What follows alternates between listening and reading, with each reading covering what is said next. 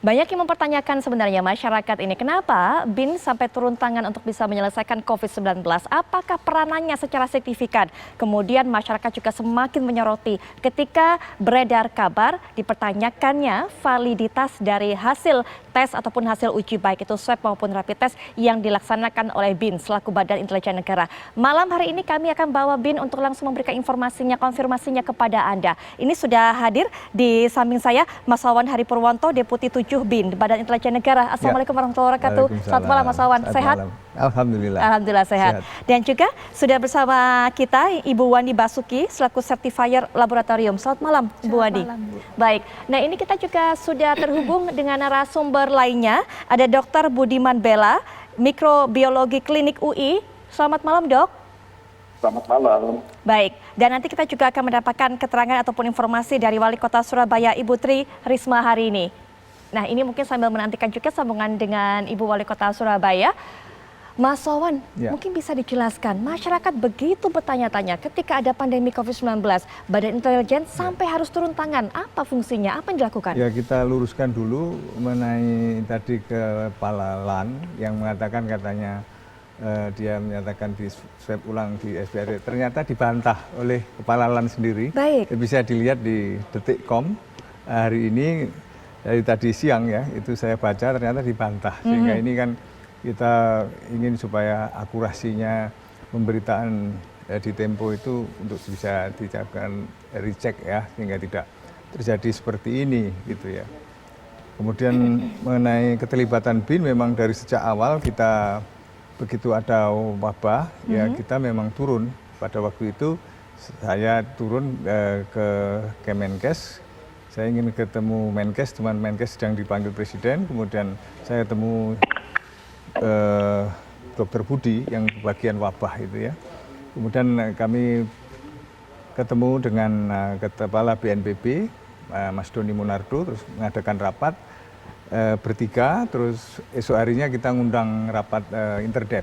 Dari sana lantas kita melakukan upaya penutupan 135 perbatasan dengan luar negeri, baik darat, laut maupun udara. Dan BIN sendiri kan punya unit Nubika, Nuklir Biologi Kimia, yang bisa memasang alat di berbagai kemungkinan adanya ancaman-ancaman biologi. Nah, dari situ kemudian kita menarik yang dari Wuhan, mahasiswa untuk kembali ke sini. Nah, setelah itu kita terus terlibat, karena waktu itu Presiden mengendaki kecepatan untuk melakukan langkah, baik itu penyemprotan disinfektan maupun juga mencari obat, mencari vaksin. Ternyata negara-negara lain juga tidak ada barang, kosong, APD juga kosong. Akhirnya kita mencari lebih lanjut, dan kebetulan negara-negara itu lockdown. Dan begitu lockdown, yang berhubungan dengan negara lockdown kan agak kesulitan. Nah, kita BIN mampu mempunyai jaringan dengan luar negeri sehingga bisa mendatangkan alat-alat, termasuk alat-alat untuk tes itu, baik itu tes untuk swab ya, PCR, maupun juga untuk rapid dan juga akhirnya lab. Nah, ini karena memang waktu itu kan belum pergerakan belum masif, hingga kita terus memulai itu. Dan kita terus melakukan tes-tes secara bertahap dengan tenaga-tenaga ahli yang dari universitas-universitas terkemuka yang ada di Indonesia ini untuk mengawaki dari semuanya itu. Maka terus berlanjut hingga sekarang ini, dan kita memang ingin supaya ini bisa akurat, maka kita level kita naikkan, yang biasanya kan 35, ya kita 42, dengan maksud 42 itu range yang OTG bisa tetap kena. Mungkin bisa dijelaskan kepada masyarakat juga, Mas Wawan, apa level 35, level 42 itu apa? Nah, range untuk menentukan siapa seseorang itu terkena COVID atau tidak. Kalau misalnya ini kita naikkan, maka yang OTG itu tidak terjaring. Kan berbahaya juga kalau dia kemana-mana lantas menyebarkan itu. Nah, ini yang nanti bisa dijelaskan lebih lanjut mengenai itu oleh para pakar. Di sini ada Dr. Budiman yang secara spesifik bisa memberikan penjelasan gitu. Baik, mungkin Dr. Bunima juga bisa menjelaskan ini karena banyak sekali masyarakat yang bertanya-tanya bagaimana sih sebenarnya validitas dari tes swab, tes rapid yang dilaksanakan oleh BIN karena kemudian banyak yang bercerita hasil tes swab di BIN ternyata berbeda ketika kemudian melakukan tes di rumah sakit, dokter.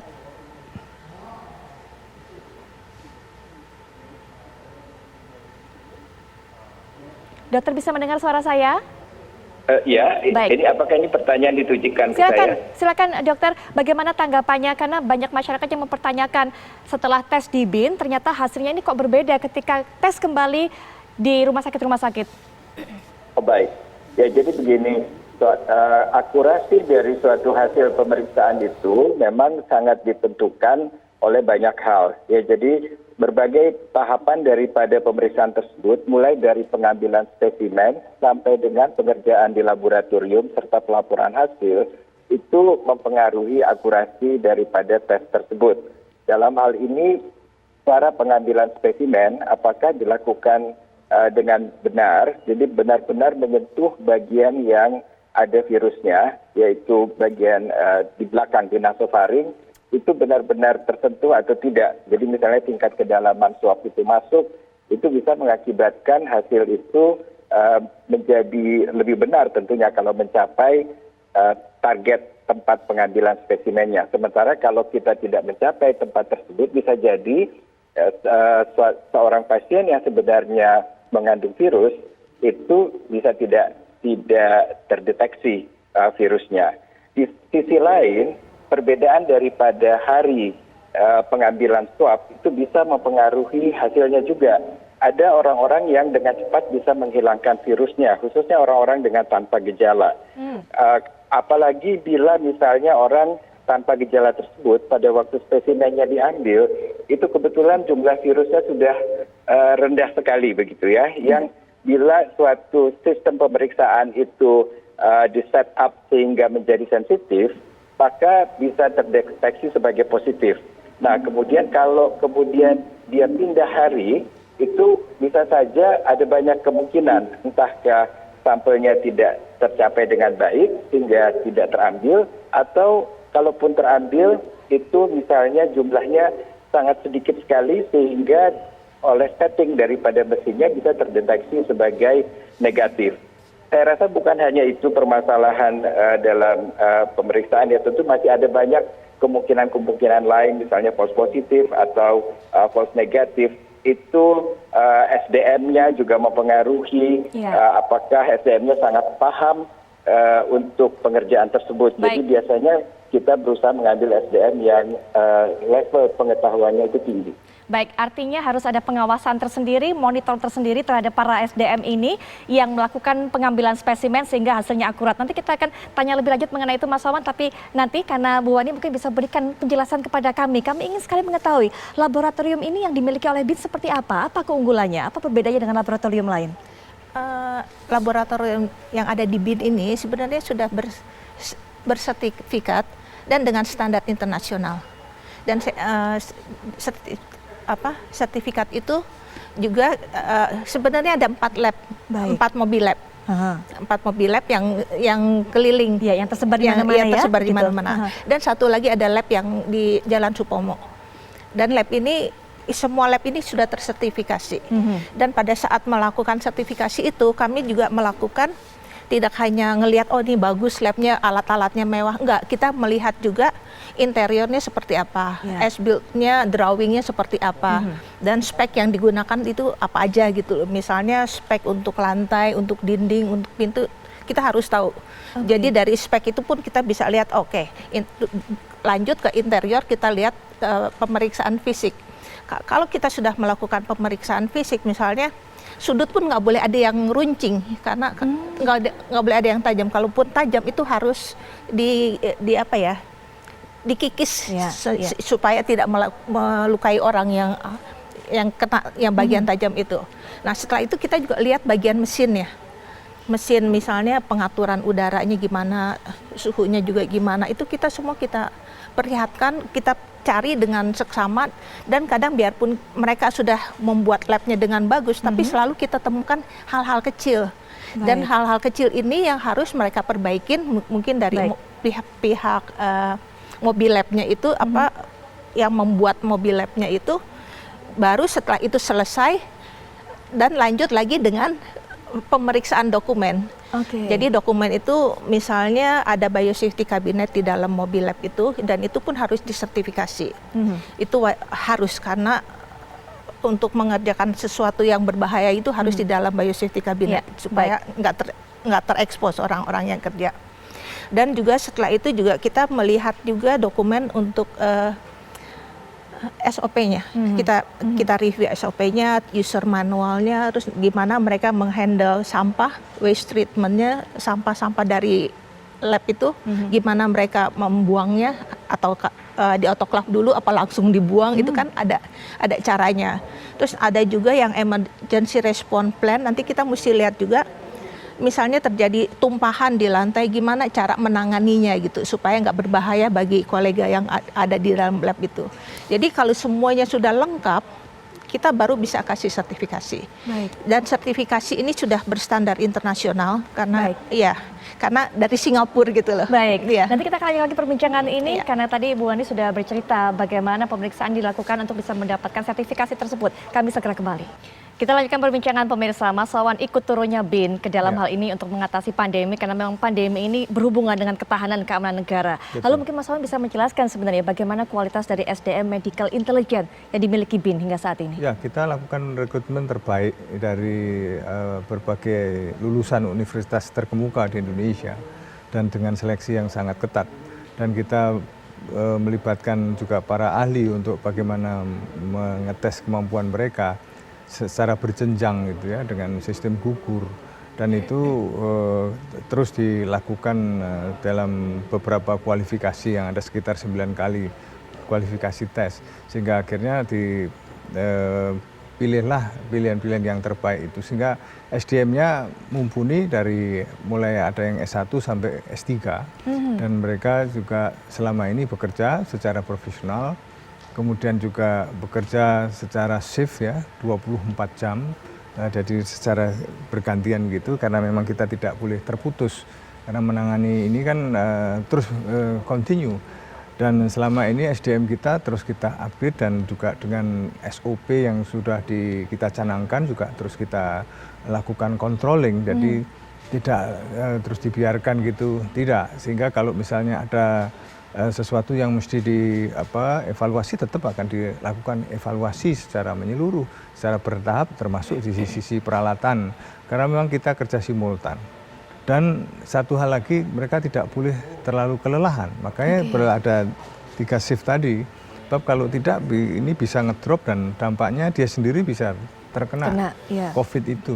Maka di sini kita safety itu menjadi juga target utama, sehingga sampai saat ini alhamdulillah para pengawak yang kita turunkan sehat walafiat. Demikian. Baik, Mas Wawan, hingga saat ini tes massal, rapid test maupun swab masih terus dilakukan, bukan hanya di Jakarta saja, di daerah-daerah mana saja? Oh, di daerah yang khususnya daerah merah, zona merah ya, di Jawa Timur. Di berbagai provinsi? Atau? Ya, di berbagai provinsi ya.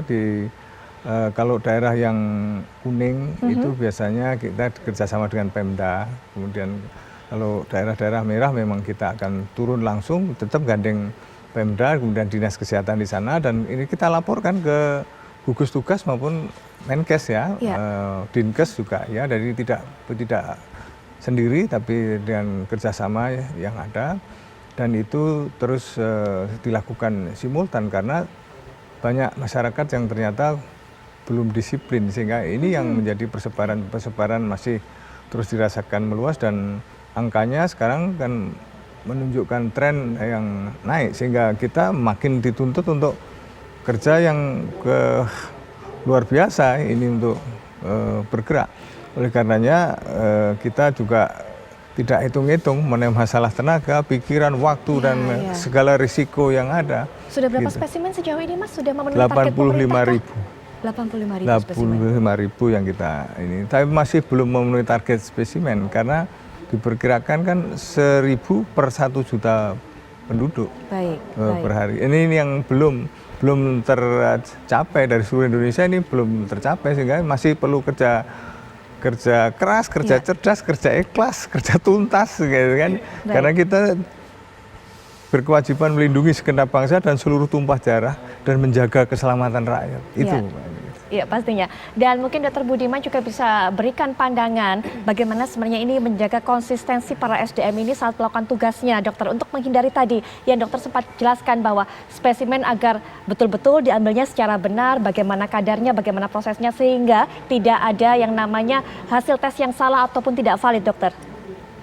Ya, tentunya sebelum seorang petugas melaksanakan tugasnya itu mereka harus terlebih dahulu dilatih oleh mereka-mereka yang memiliki kompetensi untuk memberikan pelatihan dan kemudian diyakini bahwa mereka memang benar bisa melakukan tugasnya, mulai dari pengambilan spesimen sampai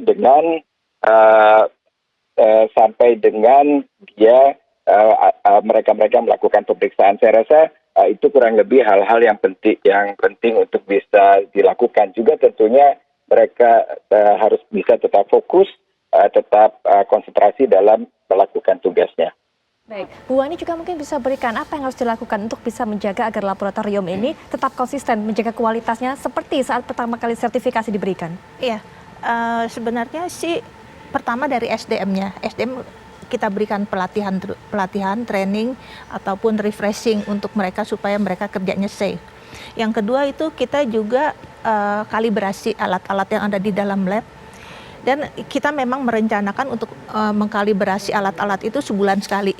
Yang biasanya misalnya setahun sekali, tapi kita mau lakukan sebulan sekali supaya hasilnya lebih bagus lagi, supaya lebih akurat dari alat-alatnya. Karena pandemi atau sebenarnya di situasi biasa pun memang harus kalibrasi seminggu sekali? Enggak, bukan seminggu sekali, sebulan sekali. Baik. Jadi normalnya misalnya biosafety candidate yang saya sebut itu harusnya normalnya setahun sekali dikalibrasi ulang atau disertifikasi ulang. Tapi untuk menjaga kualitas alat-alat kita akan kalibrasi tiap bulan. Jadi rutin kalibrasi tiap bulan, sehingga alat itu kan kadang gini, kalau dalam perjalanan itu kan ada polisi tidur lah, ada apa, alat-alat itu sensitif. Berpengaruh. Jadi untuk menjaga supaya balik lagi ke normalnya itu harus kita kalibrasi tiap bulan, kita melakukan itu. Dan itu pun mempengaruhi tes juga gitu loh, karena kualitasnya pun jadi balik lagi ke normal, jadi bagus lagi gitu loh. Itu dan untuk lab-lab yang sudah dikalibrasi ini, maksud saya peralatan yang sudah dikalibrasi ini, jadi itu pun harus menunjukkan hasilnya. Jadi kita bisa panggil orang untuk melakukan kalibrasi, tapi jangan cuma bilang oh ini pas, lolos, tapi kita harus melihat perhitungannya seperti apa gitu loh, jangan asal terima aja ini lolos gitu kan, nggak bisa seperti itu.